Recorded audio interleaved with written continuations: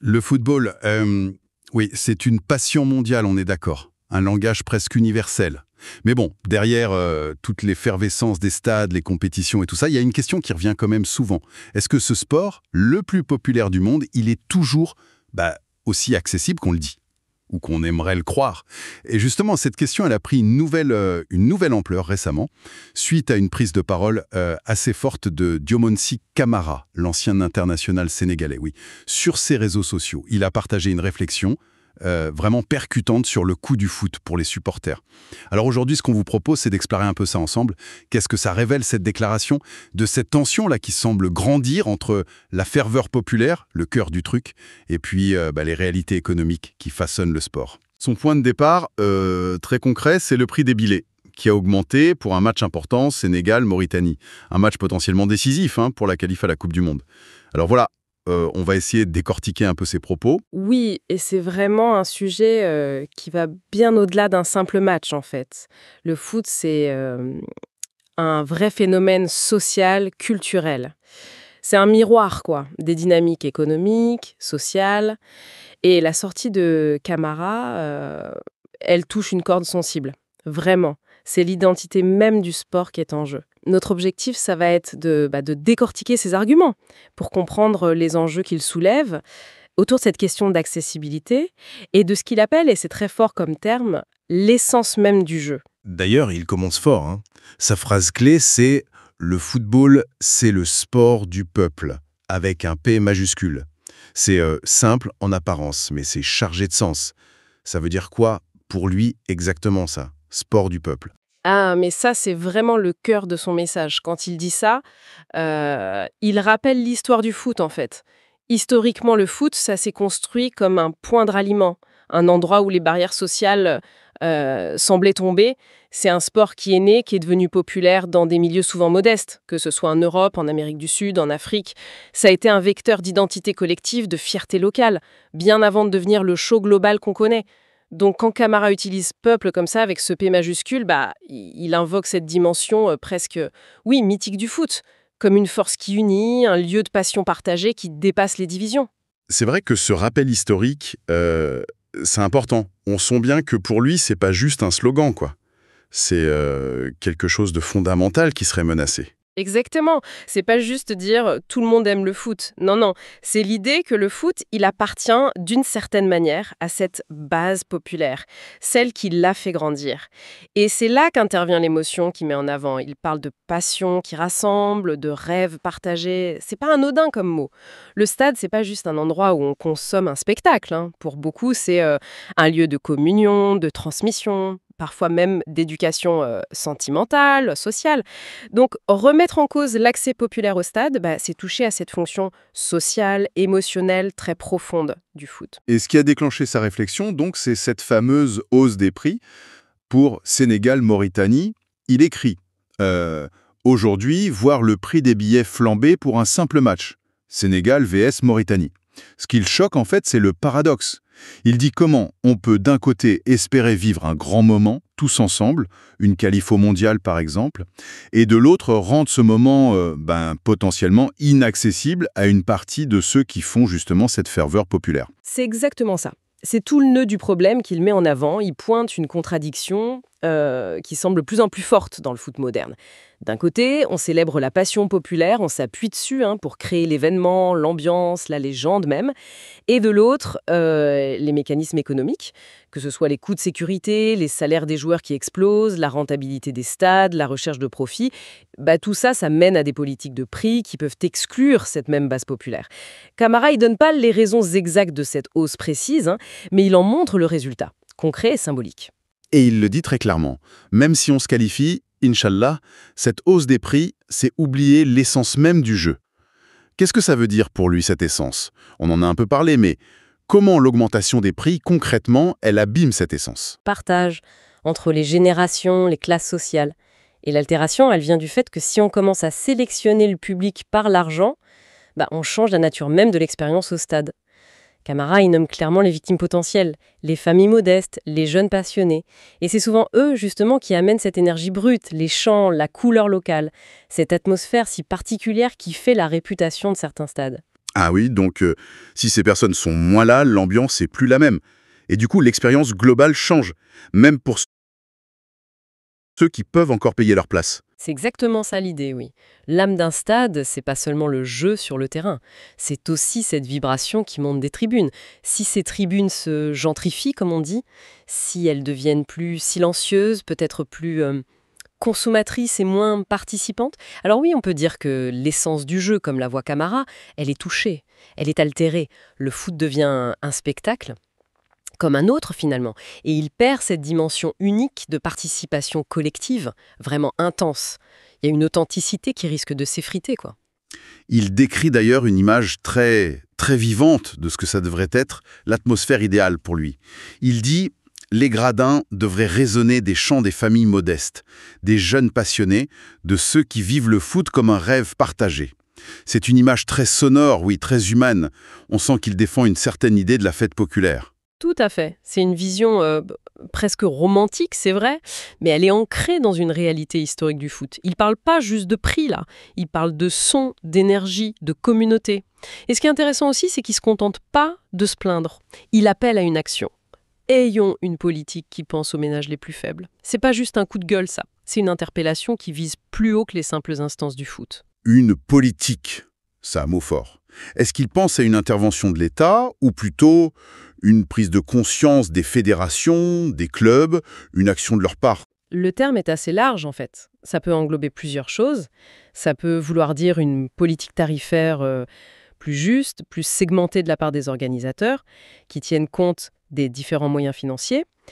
Mais ça peut aussi suggérer une réflexion plus globale sur le rôle social du sport et la nécessité, peut-être avec un soutien public ou des règles, de garantir un accès populaire aux grands événements. Considérer ces événements comme un patrimoine commun, en quelque sorte. L'important, c'est l'idée d'une action concertée, consciente, qui ne laisse pas juste la loi du marché décider qui entre au stade. Et c'est là qu'il parle de juste milieu. Essayons de trouver le juste milieu. Mais qu'est-ce que ça peut être concrètement, ce juste milieu? Surtout dans un contexte où le foot, c'est aussi une industrie énorme qui brasse des milliards. Ah, c'est la question A. Plusieurs milliards, oui. Trouver ce juste milieu, c'est extrêmement complexe. D'un côté, il y a les impératifs économiques, on ne peut pas les nier. Les clubs, les fédérations, ce sont des entreprises. Elles doivent équilibrer leur budget, investir, payer des salaires énormes pour attirer les meilleurs, financer la formation, entretenir des stades modernes, sécuriser. Tout ça, c'est un coût fou. Et ce coût, il doit bien être couvert en partie par la billetterie, c'est logique. Et de l'autre côté, il y a cette exigence d'accessibilité que défend Camara, qui est aussi une condition pour que la passion populaire dure. Et donc, à long terme, c'est aussi ça qui fait la valeur du produit football. C'est un cercle. On peut imaginer, oui, des tarifs différents, plus marqués peut-être, des quotas de place moins chers, des abonnements plus accessibles pour certains. Mais est-ce que ça suffit, ça, face à la pression économique globale du foot business? Ce sont des pistes, ouais. Certains clubs essayent des choses. Mais ça se heurte souvent à la logique de maximiser les revenus. Surtout pour les gros matchs, les compétitions internationales où la demande explose. Le juste milieu, ça implique sans doute un arbitrage difficile. Accepter de gagner peut-être un peu moins sur la billetterie directe pour préserver quelque chose d'immatériel mais d'essentiel, l'ambiance, la fidélité des fans, l'image d'un sport populaire. Camara ne donne pas la solution miracle, mais il souligne l'urgence de chercher cet équilibre. Sinon, on dénature le jeu. Il met en garde contre une logique purement financière qui, au final, cirait la branche sur laquelle le foot est assis, la ferveur de ses supporters. Et il base cette recherche d'équilibre sur une déclaration de valeur très forte. Il dit « Car le football n'a jamais été fait pour les privilégiés, mais pour les cœurs simples et les supporters sincères. » C'est une opposition assez tranchée entre deux types de supporters. Oui, c'est une affirmation puissante, presque philosophique. Il oppose deux archétypes, en fait. Le privilégié, qu'on peut voir comme celui qui a l'argent, mais pas forcément la passion profonde, viscérale. Et de l'autre, le cœur simple et supporter sincère. Lui, il incarne l'authenticité, la ferveur désintéressée. L'amour du jeu, du club, pour ce qu'ils sont, au-delà du spectacle ou du statut social. Il défend une sorte de hiérarchie des valeurs, où la sincérité de l'attachement compte plus que la capacité à payer. C'est un plaidoyer, oui, pour l'âme populaire, authentique du foot, contre une dérive qu'il voit comme élitiste ou consumériste. Cette image des cœurs simples et supporters sincères, ça fait écho à l'image qu'on a souvent des tribunes les plus chaudes, celles qui poussent l'équipe même quand ça va mal. Mais est-ce que cette vision, elle n'est pas un peu idéalisée face à la réalité du sport business d'aujourd'hui? C'est une excellente question. Il y a sans doute une part d'idéalisation, oui. Mais elle s'appuie sur une réalité quand même tangible. Les groupes de supporters organisés et les ultras, même s'ils sont parfois controversés, ils incarnent souvent cette passion dévorante, cet attachement viscéral au club, indépendamment des résultats ou du confort. Camara utilise cette image forte pour rappeler que la valeur première du foot, elle est là, dans cette connexion émotionnelle brute, et que la commercialisation à outrance risque de l'étouffer. C'est un débat permanent dans le foot, ça. Jusqu'où on peut aller dans la monétisation sans perdre ce qui fait l'attrait unique de ce sport. Et la déclaration de Camara, elle s'inscrit vraiment au cœur de ce questionnement sur l'identité et l'avenir du jeu. Et finalement, tout son raisonnement, ça mène à cet appel très direct qui conclut sa pensée. Le football doit rester à la portée de tous. C'est simple, c'est net. Ça résume bien son inquiétude. C'est un cri du cœur, oui, et c'est aussi un avertissement. Le risque, tel qu'il le voit, c'est de voir le sport le plus populaire du monde devenir petit à petit un produit de luxe, déconnecté de sa base historique, de sa base sociologique. Quand il dit « à la portée de tous », il ne demande pas la gratuité, évidemment, mais il plaide pour une vigilance constante, pour que les considérations économiques ne finissent pas par construire des murs infranchissables pour une grande partie de ceux qui aiment ce sport et qui le font vivre au quotidien. C'est un appel à ne pas oublier d'où vient le football et ce qui fait son attrait le plus profond. Alors, si on devait résumer les points clés de cette prise de position de Diamonsi Camara, qu'est-ce qu'on retiendrait?